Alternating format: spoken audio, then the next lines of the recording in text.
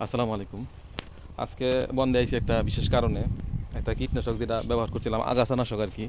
তো এটার কেমন রেজাল্ট আইছে এটা দেখাইতে আইছি। তো আমি এখন আমার কলা বাগের ভিতরে আছি। এই আমার ভুট্টার জমি আছে এখানে। এটা হচ্ছে আমার ভুট্টার জমি।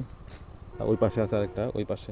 যাই ভুট্টার জমিতে যাই। আজকে ভুট্টার জমিতে আওয়ার কারণ হইতেছে আমি ভুট্টার জমিতে পেন্ডামিথালিন গ্রুপের পানিটা 33 ইসি স্প্রে করে দিয়েছিলাম ভুট্টা রোপণের 2-3 দিন পরে।